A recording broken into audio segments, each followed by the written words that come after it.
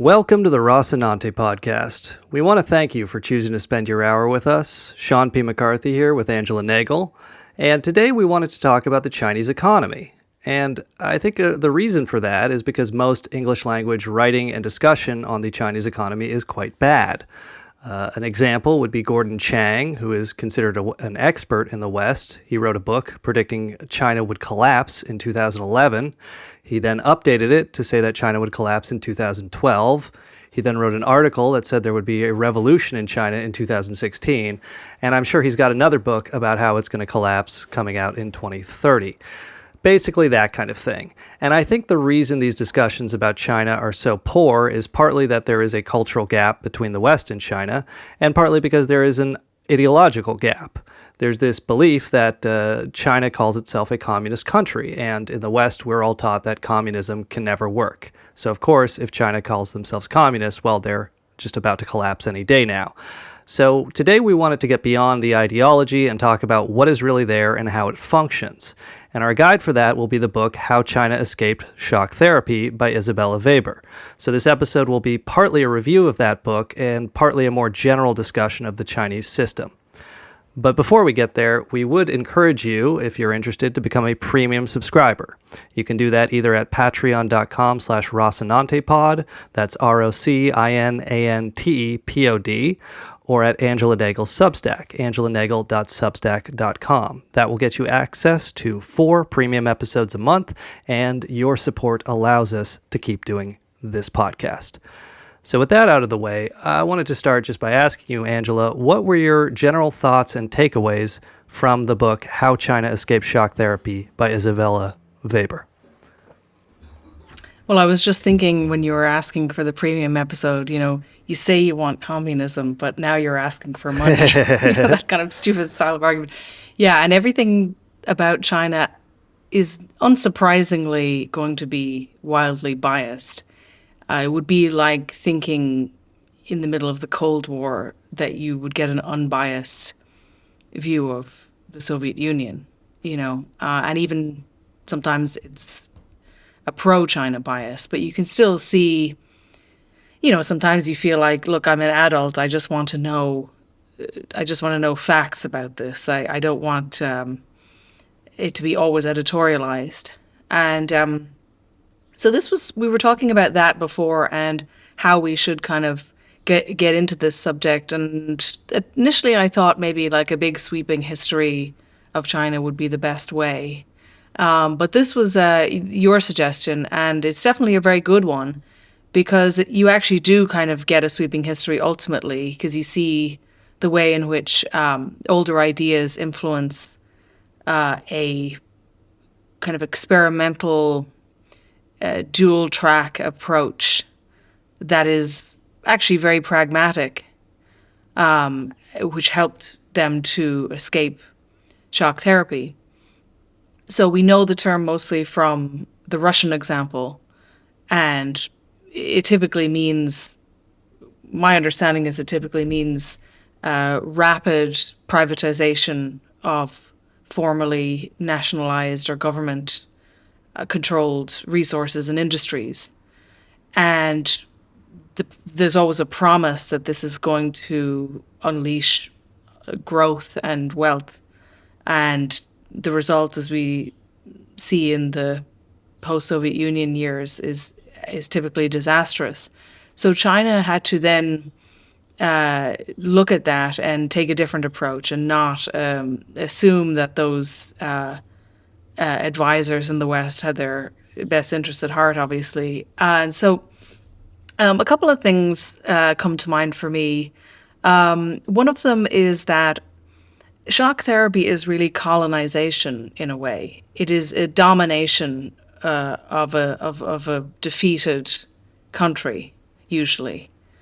And part of the process of that is that those core industries that were owned by the state or by the people were a weapon of strength and sovereignty. And so this is why you always see, whether it's like Iran or Iraq or Bolivia or even France, you see that that nationalization and then this attempt to denationalize all of these things is also really bound up in geopolitics because it's a part of sovereignty itself and kind of state power. And to me, that's a good lesson because I think the Western left doesn't really conceptualize things in those terms. Western economic left sort of tends to think, as we've talked about before, it tends to be very hostile to any form of nationalism, and also it views its economic project as part of a kind of moral project of fairness and a moral project of equality, whereas this story that she tells in this book sort of shows how it's actually really about strength. It's not about like being nice for the sake of it or something like that, and that sounds childish, but I mean, those are the childish terms in which we have these debates in the West, the kind of right versus left debates. It's about like equality as a moral virtue versus growth. Even if you think of the famous footage of Margaret Thatcher, right, arguing with the Labour Party in Parliament, and she was talking about the pie, right, and her idea was like the socialists want to shrink the pie and the right wants to grow the pie and that kind of thing. When you look at things through China, you see that this is really all about national ownership, national strength, national sovereignty, usually in relationship to an imperial power. And then I also thought, in terms of the kind of shortcomings of the left, in the West, which I feel anything about China really always highlights for me, is that it's also about this very autistic kind of conversation about state ownership versus public versus private ownership. Should it be workers' control of industry, et cetera, et cetera? What this shows is that the dual track, the pragmatism of the dual track system is what helped them here. And this has very deep roots that go back centuries in China. But basically, it's the idea that you don't have a one-size-fits-all approach. You understand the difference between those industries that are, that must be controlled by the government, basically, that are of national strategic importance, that are long-term wealth creators, that are long-term investment projects. And then you can also have the other track, which is the private, basically less important aspect of the economy, which can flourish just as much as any other system, but you keep that core of the resources and national champion industries, energy, things that are going to that play into your place in the world, like what kind of things are you exporting and so forth. Those things remain under government control and everything else is privatized. That has always seemed like such a common sense position to me, which it makes the kind of public versus private type of debate that we have in the West very redundant. And then the only other thing that really came to mind was actually in a previous episode we were talking about one of my favorite economic historians, Eric Reinert, and one of the things that Reinert writes about quite a lot is this old-fashioned term cameralism. And cameralism was a description of a kind of German-Austrian school of thought. And it has a lot of similarities to the Chinese system as Weber describes it. And basically, European cameralism, we'll just call it, was influenced by Confucian statecraft. And it came from Enlightenment thinkers and administrators admiring China's merit-based civil service. my own parents actually met like in civil after like their civil service exams, right? It was a meritocratic way of finding the brightest people and not judging them on the basis of status and things like that. It had to be aptitude. So cameralism was this system which was all about very, very similar kind of principles. It was all about scientific administration as a way of stewarding growth and drawing out the maximum capacities of possibly limited resources, whether it's the soil or the people, depending on the size of your population and all that stuff. It's kind of like the science of statecraft, basically. And so the sort of system we associate with Bismarck is sort of very similar in its principles and roots to this one that we see in China that's developed as it has. So yeah, those are just a few of my initial thoughts. Well, I agree with everything you say there, but just for the sake of our listeners, we should give some sort of definition to shock therapy, because it is in the title of the book. And I think the best example of that is Russia after the collapse of the Soviet Union, Russia in the 1990s. And the book that I extremely strongly recommend to anybody interested in Russia in the 1990s would be Godfather of the Kremlin by Paul Klebnikov. And it basically talks about what happened when the Soviet Union comes apart. You no longer have, you're selling off all these state-owned industries, and then they very rapidly, all at once, did away with price controls.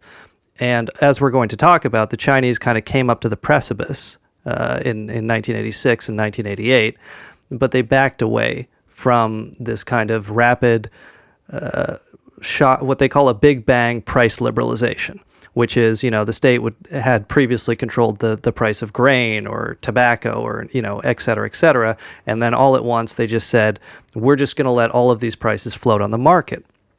And so in December of 1991, Boris Yeltsin implements this big bang in Russia. And it should be noted he was urged on here by many Western economists, and the Chinese also in the 1980s were urged on by many Western economists to do the same thing. But we get to see what actually happens when you do that in the case of Russia. So December 1991, price regulation by the state is abolished, and it results in massive inflation.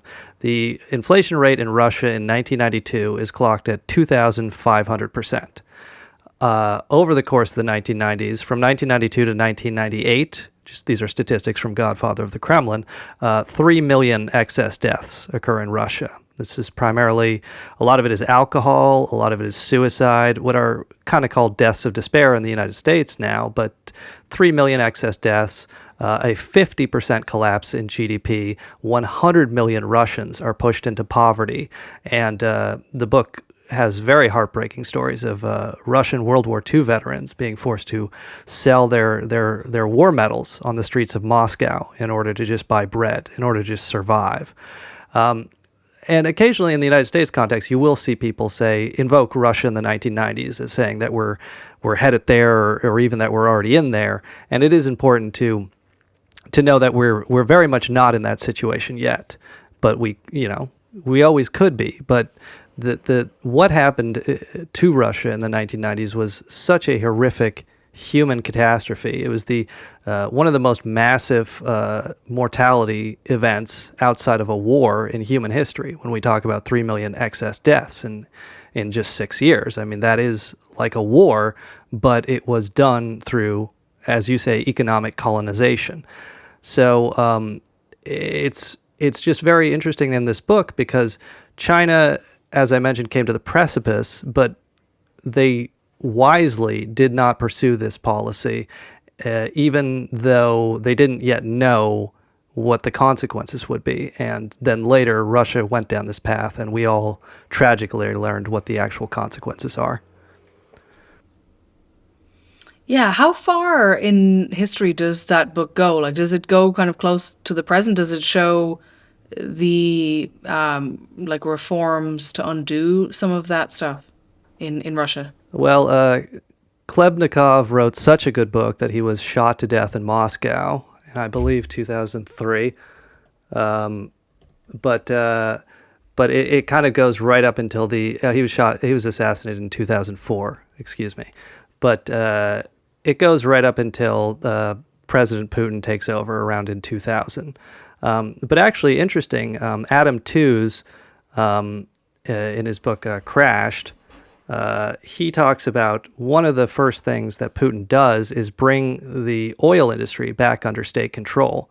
So when Putin takes up, because they do this shock privatization where they sell off all these state-owned enterprises in these very corrupt auctions. And that's like, we will get to this, or we're kind of jumping ahead a little, but the dual track price system, a problem with it is going to be that it introduces corruption. And then these reformers suggest, well, you can do away with corruption with this kind of shock therapy, price liberalization. And the Russian case demonstrates that actually it increases corruption massively, because these selling off of state-owned enterprises, along with shock therapy, it's the sales are all to connected insiders, but also just mafioso, to organized crime. And a big theme of the book is that the Russian state, because it's cutting to the bone, laying everyone off, well, military men and policemen, when you put them out of work in mass, they tend to go, they have a certain skill set.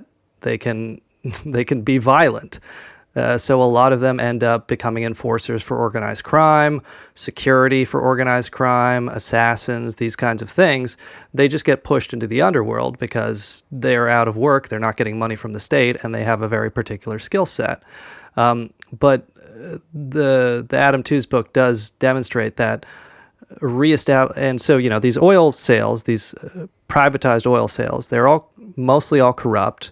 If you know somebody, you can get it at way below market value, or you can use violence or some mix of the two. So in order to reestablish control of the Russian state, one of the key things that Putin does is bring the oil sector largely back under control of the Russian government. I believe the statistic is that Adam Tooze uses is that about 15% of the Russian oil sector was state-controlled when he took power, and within a few years he restored it to about 50%. Yeah, and there's also this interesting light versus heavy idea, which is a choice. Basically, there were these debates that went on, and that's what makes it kind of a good story too, right? Because the debates, like who won in that conflict of ideas, basically, defined the rest of China's history. But there was this idea of light versus heavy, which is basically prioritizing light industry consumer goods versus focusing on heavy industry, which is always going to be for long-term strategic power. A more heavy investment, much more difficult to do, but long-term and strategic. And then, so something like that made me think of something like the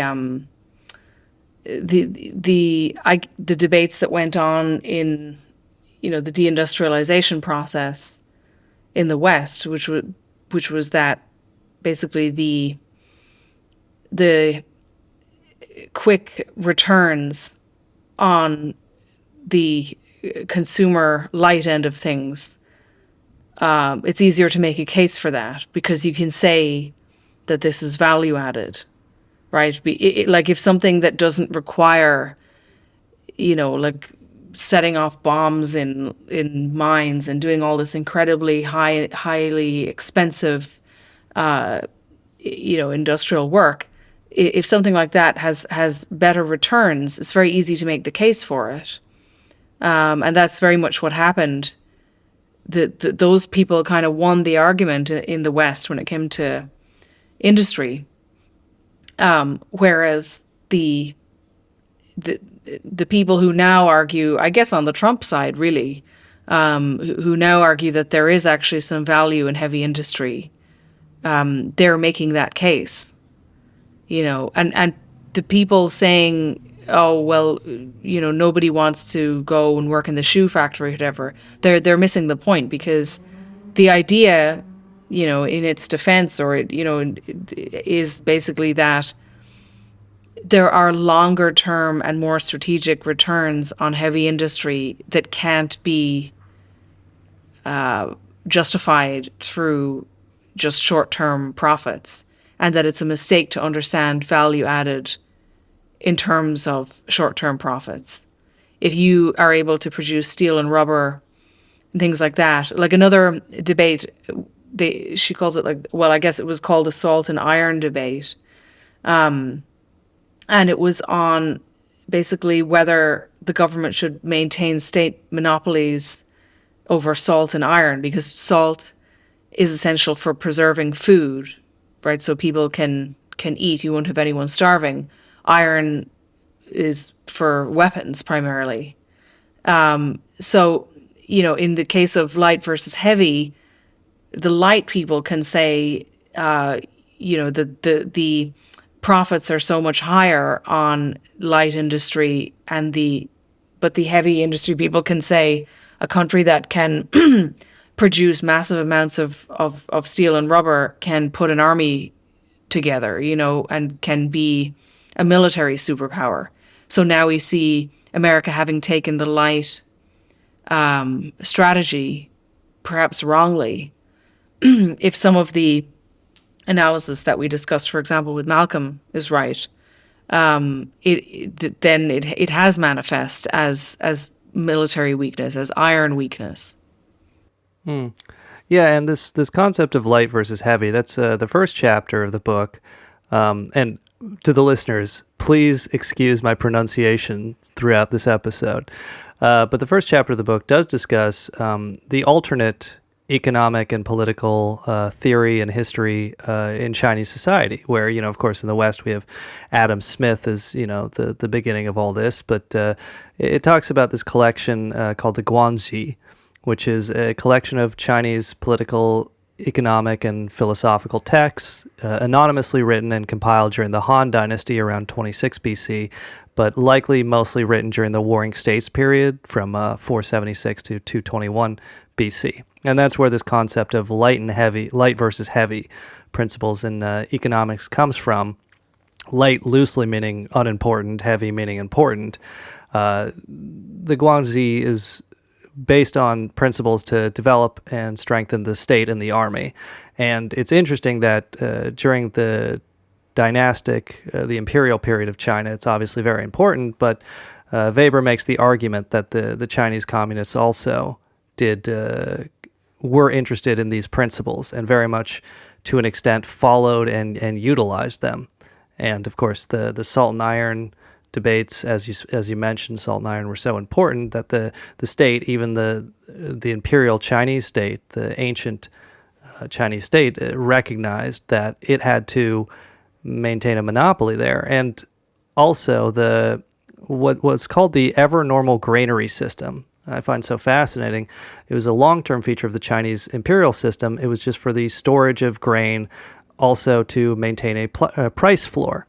And this is simple enough that if you rely on entirely, private farmers selling their grain on the market, well, if there's a collapse in the grain price, if there's a glut, suddenly they can all be wiped out. If they're selling it below cost, they're in a lot of trouble. So if the state says we will maintain granaries, we will buy grain at a certain price, we will make sure there is a price floor that is maintained, that you can make a living and not be wiped out in some sort of glut or other terrible event, that you can ensure a durability to the system that just kind of the stochastic free market cannot. And something else that I thought was interesting is how the United States during the New Deal, under Henry Wallace, the Secretary of Agriculture from 1933 to 1940, adopted a system very similar to this, and that was partly based on and inspired by this. Yeah, I was also thinking, so much of so many things about our debates about politics and economics is so locked in these kind of perfect abstractions, even like price controls have come up again, right? And I think I even remember it was discussed during COVID, keep having some kind of price controls for for people in just a crisis to be able to get through the crisis, with all of the shock to the economy of that. But again, like, the conversation always goes on to like, are price controls good or bad? Or is, this type of industry good or bad? But I just feel like the main thing that I'm getting from this book is actually just how wise and pragmatic the Chinese leadership is. That it's the opposite to some kind of like ideological, like rigid system. You know what I mean? It's just very, very pragmatic, actually. And things are only applied, with this kind of harmony and balance and wisdom in mind. I mean, that whole idea of the state protecting those things that are so important that the country will collapse if you don't have them. Like, that is actually just that's about stability and wisdom and continuity. Yeah, it is interesting that the Chinese communists, the people that put dunce caps on people's heads and screamed at them in public meetings, are actually the best example of pragmatism and wisdom we can find in the modern world. But yeah, no, I mean, you're absolutely right, where we kind of assume that communism is so ideological, but I think the book demonstrates very clearly how pragmatic and how cautious the Chinese leadership was in bringing about these reforms, and I think that's paying dividends to this day. I mean, compare, for example, to Britain. Like Britain privatized. Britain, of course, was the industrial superpower of the world, the whole world, and naval power and steel and things like this they specialized in, and they ended up privatizing everything. And so now, I mean, there are some like Chinese companies that own some of their steel now, steel manufacturing. So, that's an example of a really unpragmatic, very extreme ideological and very unwise and ultimately crisis prone approach to things. It's not hard like realism or something like that. It's actually a very risky thing, because if that doesn't work, you have nothing. And the basic foundations like the salt and whatnot, like thinking of those things. It is the similarity between that cameraless connection I was talking about really just jumped out at me a lot, because that's something I have studied in more detail, because so much of it is wrongly characterized by both the Western left and critics of the Western left as a kind of a bleeding heart thing. But it's actually just a wise, pragmatic focus on continuity and harmony, and not wanting to have, having to have revolutions all the time where large numbers of people die, and you're also, very vulnerable geopolitically, right, to invasion, to conquering, things like that. If you have a strong system where the basic, the absolute kind of skeleton of the thing is protected, that is a much more strong system ultimately. Yeah, I mean, it is interesting, and I think ideologically the West is largely much more ideological than the Chinese communist system is now. And I think back, I got a BA in economics because I can't do math and I couldn't get a BS in economics. But I did this, and I went to a school on the West Coast, University of Washington, generally Keynesian. It wasn't like a Milton Friedman kind of Chicago economics department. But I was just told again and again that price controls could simply never work. that they just didn't work, that Richard Nixon had to abandon them. It couldn't be done for anything. And I think the book very patiently demonstrates that, like anything else, they can work if they are adaptable and flexible. And that's very much what the Chinese Communist Party did and used. And I think very interestingly, the second chapter of the book talks specifically about price controls in the United States during World War II and how they worked, and how they worked quite well, actually. And I'll just give a little bit of that history. The Office of Price Administration, the OPA, was created in August 1941. John Kenneth Galbraith is the most famous economist who worked there. And initially they tried to scientifically set prices, industry by industry, do a bunch of mathematics, that kind of thing. And it was a failure. And because it was a failure, they showed flexibility and they showed some pragmatism.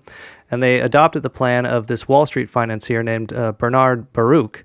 And Baruch said there should be a general wage and price freeze. Like, instead of going industry by industry, instead of being scientific, you just pick, an average of whatever the prices were at last month, and you say, we're freezing them. And that's what happens. And there's a general wage and there's a general price freeze in April 1942. All prices are set at the highest level observed in March 1942, and this is largely effective at bringing inflation under control. But then, because the wages were not frozen, they have to, in September 1942, they freeze wages as well. And just quoting from the book, price controls resulted in greater price stability and higher output growth than occurred during the First World War. These were very savagely opposed and attacked by the business community, and because of the wage and agricultural price freeze, it resulted in the Democrats losing a lot of seats in the 1942 midterms. But the important thing was, under this wage general price freeze, wage and price control, it holds inflation at under 2% a year for 1943 to 1945. And I just want to underline one other statistic is the U.S. spending in World War II is, you can't even contemplate it today. It's astronomical. Kevin Phillips wrote the book Wealth and Democracy, and one of the most mind-blowing statistics comes from that. He says that U.S. government procurement, like how much the U.S. spent to buy things, in 1942 was greater than the entire U.S. gross national product of 1941 or any previous year in U.S. history. So that would be the equivalent. If we were to, occasionally you hear like with COVID or whatever, they'll say the U.S. is going to have a World War II level response. Well, today that would be spending $16 trillion in 1 year.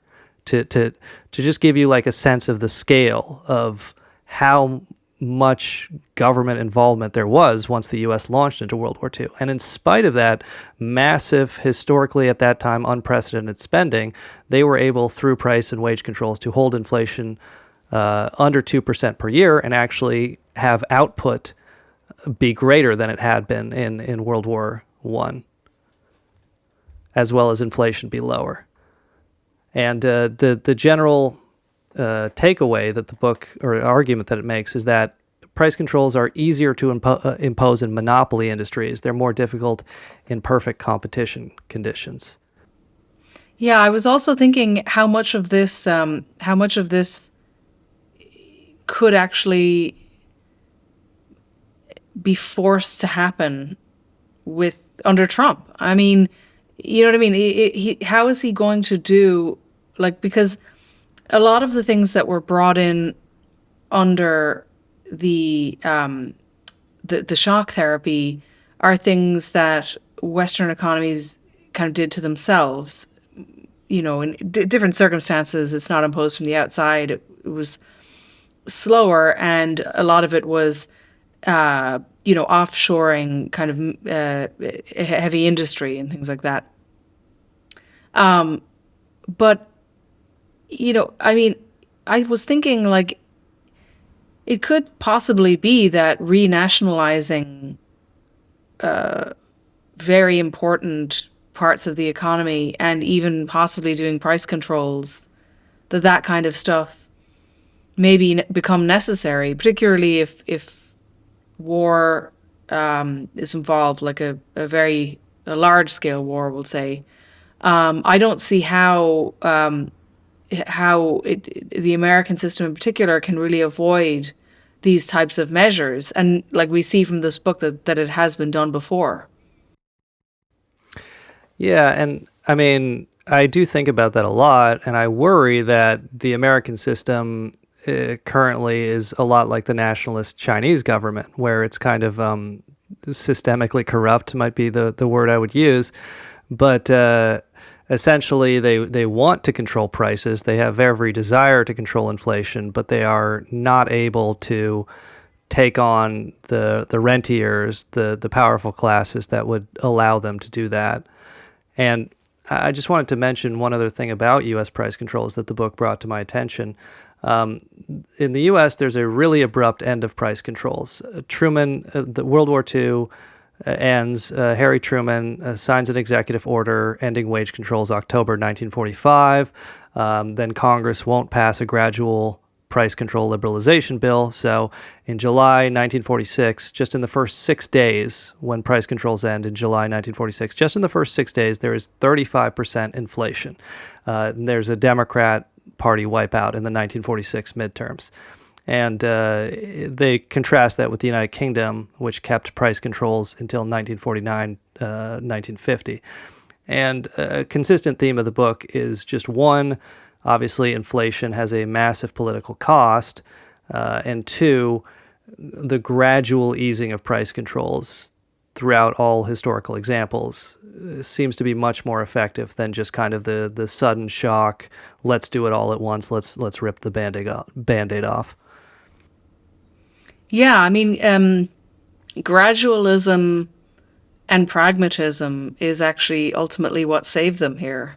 And also, you could even say a kind of traditionalism of sorts, right? Because that whole Guanxi debate was a very old one, and the kind of underlying principles, of harmony were very old.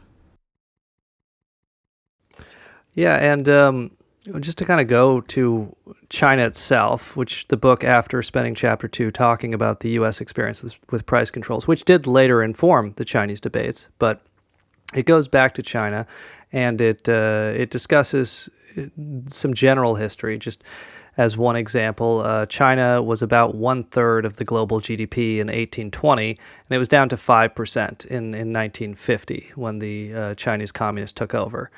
And the Chinese Communists, the party, ended 12 years of hyperinflation in months after their takeover of power. And hyperinflation is not entirely the fault of the nationalist Chinese. Of course, in 1937, Japan invaded China. And from 1937 to 1949, hyperinflation was endemic. But it's important to note that from 1945 to 1949, the nationalists still could not get hyperinflation under control. And this is the major reason why they lost power. Occasionally, you'll see right-wingers at the time, American right-wingers at the time, and even up until today, they'll blame, George Marshall or Harry Truman for selling out the nationalist Chinese or propping up the communist Chinese, and it's just kind of nonsense. The real issue and why the Chinese communists were able to get support throughout the country is because they brought hyperinflation under control. And probably the most fascinating to me part of the book was the explanation of how exactly they did it, like how exactly a currency works, which I could just explain here briefly. Is the communist state set up state trading agencies. And aside from attacking professional speculation, like basically the communists, as their military, their movement took over different areas, they would bring necessary consumer goods under their control. Grain and cotton, those would be the biggest examples. But putting those commodities, which are so essential to daily life, in the hands of the central government was the key to stabilizing the currency. So what they would do is they would have these state trading agencies, and they would attack professional speculators by deliberately trying to bankrupt them, by like flooding the market when prices were too high. They would just make it so that people who were buying things up with the hope of reselling them would take a loss, go bankrupt, that kind of thing. And they issued new currency backed by these control of essential goods. So it's not control of gold or silver, it's control of the daily necessities of life that made the new Chinese currency, the new Chinese communist currency, they called it the people's dollar, the renminbi, that made it valuable, because these state trading agencies, besides deliberately trying to, bankrupt and punish professional speculators, they would distribute necessary consumer goods directly to the people at list prices through these state-run retailers. And once people recognized that with the new currency issued by the Chinese communists, you could get these essentials of daily life at listed state prices, and that the speculators had been driven out of the market, that was what finally brought hyperinflation under control, and first in the territories controlled by the communists, and then in the entire country. And I just thought that was just so fascinating to learn, like how introducing a new currency actually works in practice, and how that can be done to control inflation by just holding the essential goods of life and then distributing them to people at a price that's not based on speculation. That's not based on just making money by selling, but by selling on the expectation that you can, or by buying on expectation that you can sell on a higher price later, but rather just trying to maximize consumer good. Yeah, one of the reasons I can actually see things on this scale taking place in the Western economies is that I even remember when the EU first started rolling out all of these sanctions against Russia, right, and it had to replace quickly cobbled together like a method of getting energy into the continent.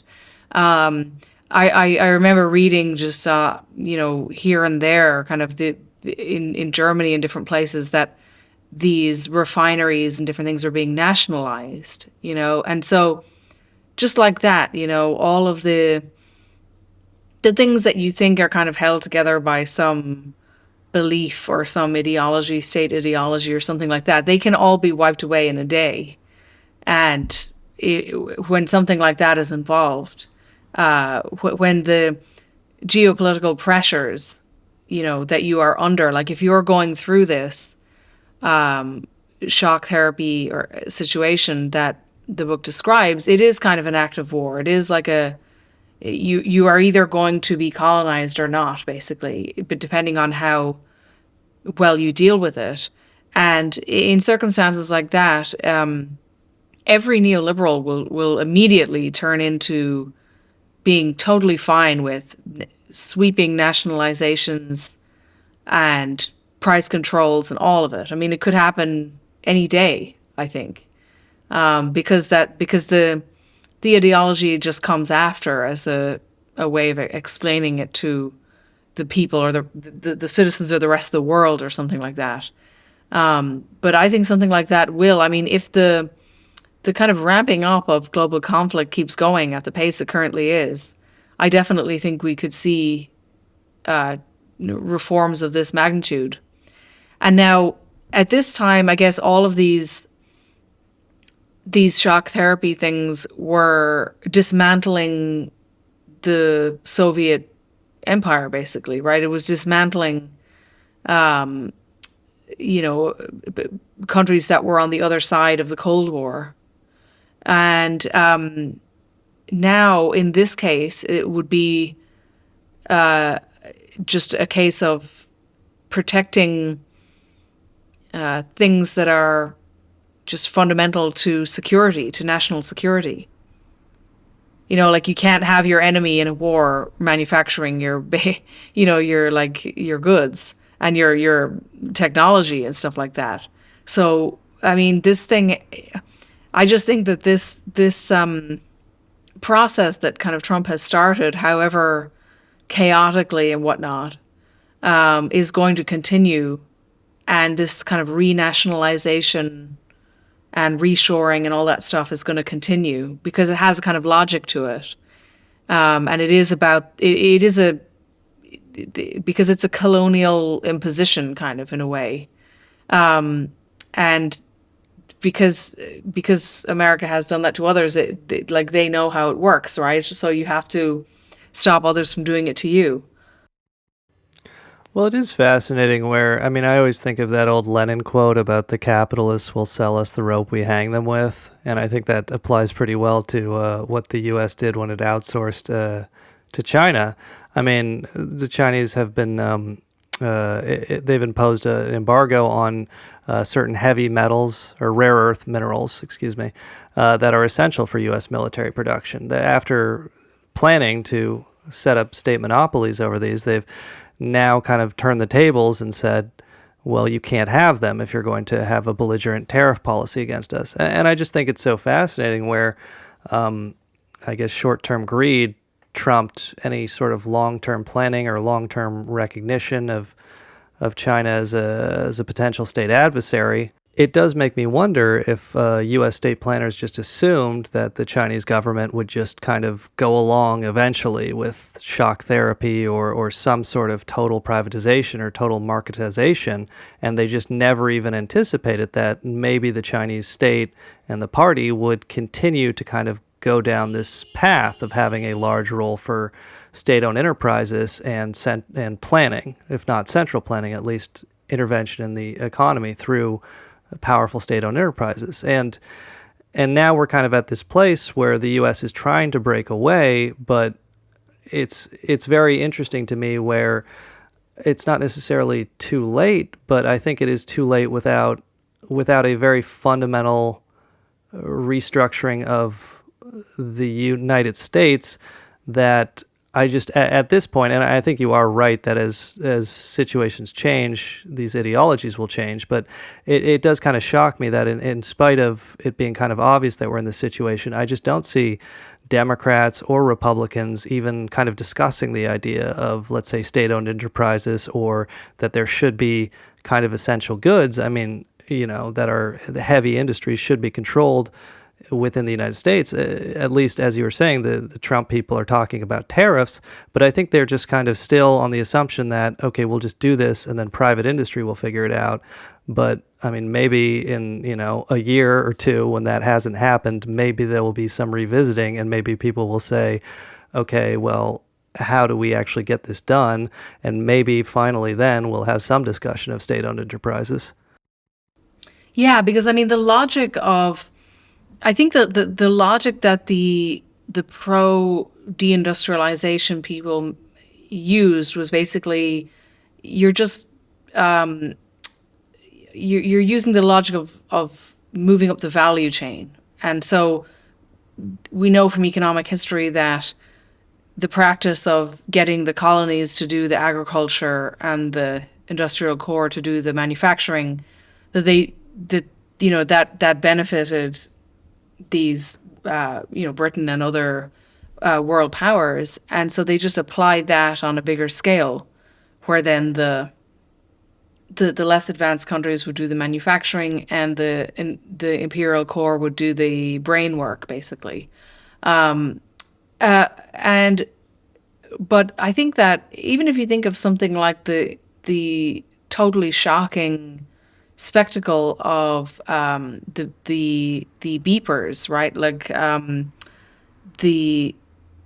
that thing that the Israelis pulled off with the exploding beepers, something like that. Like it does, I imagine, make people think like knowing where your things are manufactured is actually a fundamental security issue. Or even something like, so for example, if it's cheaper to get the colonies or a less wealthy country to do agriculture or to do basic manufacturing, then what's the argument for doing it, right? I mean, there are people, I see them all the time, who would say that's dumb. Like, the Trump people, they want to manufacture shoes. Like, who wants to do that? They keep repeating this argument, but missing the point that, if you have a fundamental part to something that you need in a time of war in particular, and you just can't manufacture that thing, you don't have it, then your whole system is flawed and totally vulnerable. So I think war actually will, even the looming threat of war, will bring all this stuff back. And so I actually could see, I know probably maybe you hoped that we would see, renationalization of industries as part of some, grand ideal or something like that, or some like, egalitarian project or something, but it's probably going to be war that is the catalyst for it. Yeah, I've lost hope in the DSA long ago. Now I just hope in the U.S. military officer corps to implement my socialist dreams. Because then at least when the war is over, you'll have something to work with. We can all share the ashy, irradiated means of production. But I wanted to, just with the time we have left, just kind of talk about the hinge point here, because so the Chinese communists are highly successful at bringing hyperinflation under control, distinguishing between light and heavy industry, and recognizing those essential goods that state control over, in this case, primarily grain and cotton, as well as some other commodities that are so essential to daily life. That was what was important, and that these more kind of luxury goods, that was very much less so. So that was their initial strategy. But it should be mentioned, of course, that Mao, while he was alive, China operated under a very different system that it operated under today. And so there's the 1953 is when kind of the switch to collectivization starts. China agriculture is from around 1953 is when it starts, but until the death of Mao, agriculture is done until after the death of Mao. It's done through communes.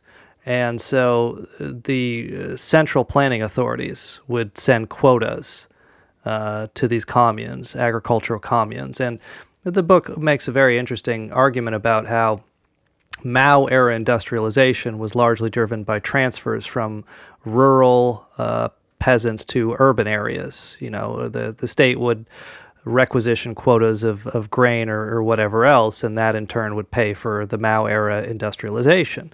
And, for right-wingers, they, of course, just always talk about the famines during Mao and that kind of thing. But the book does kind of make let's say, a nuanced argument where they cite there was a positive World Bank report about China's development under Mao. Land reform under Mao is something that a lot of people argue that China's growth today would not have been possible without land reform, without kind of getting rid of this rentier class of landlords. But the book makes the point that when Mao died in 1976, these Chinese reformers, many of whom had been exiled or sent to the countryside or into prison or whatever else during the Cultural Revolution, they're kind of welcomed back into the fold. And these Chinese reformers are appreciative of the revolution and the Mao era, but they're also very critical because when Richard Nixon comes with the openings of the 1970s, it showed how far behind China was compared to the United States, as well as the East Asian countries, Japan, and the four Asian tigers, Hong Kong, Singapore, South Korea, Taiwan. And the book just gives a couple statistics that in the 1970s, still 200 out of 800 million Chinese peasants had problems of inadequate food and clothing. It says about 10% of the Chinese peasants still suffered from hunger. This is around the time of 1976, the death of Mao. And Chinese peasants were fleeing to colonial Hong Kong. And Isabella Weber, she quotes one Chinese reformer who says basically that these reforms, these market reforms that Deng Xiaoping would introduce, they were not a choice, they were a necessity. And so that's the context in which the death of Mao kind of opens up this market reform that's very gradual, and that I would like to continue the conversation with our premium subscribers, because this is again the hinge point of this book, is that this debate as to how do you reform from the Mao era, how do you transition away from collectivization and agricultural communes, what's the right way to do it? That's kind of the central focus of this book. Yeah, and just one last thing, she also talks about how price stability as basically political legitimacy, where the Communist Party saw price stability as part of maintaining legitimacy among the people, given the role inflation played in instability in the past. And that's another thing too that I think the free marketeers in the West get very wrong. That they think the imposition of the government on price stability would be viewed as some kind of whatever totalitarian breadline thing. But in actual fact, that is true, that the majority of people in a moment of crisis would undoubtedly see it as a source of legitimacy. Like the leaders know what they're doing. They're making sure that the crisis doesn't turn into something that spins out of control, right? Like it is a display or whatever, a mark of legitimacy and of competency. That's how most people read it, I think. Well, I get so much shit from Democrats on Twitter, and I get posted on the Leopards Eating Faces Reddit sometimes, where they say that I'm getting what I deserved because Trump won or whatever. But I was on Twitter at the time during Biden's presidency, screaming at the top of my lungs that he needed to impose price controls. And I think the United States as the book argues, I think the United States industry is concentrated enough. There's enough monopoly here, and there's certainly enough power concentrated in the executive that price controls, if Biden had been, obviously you would possibly provoke a coup by big business by doing this, but it is something where I think Biden would still be the president if he was able to bring inflation under control.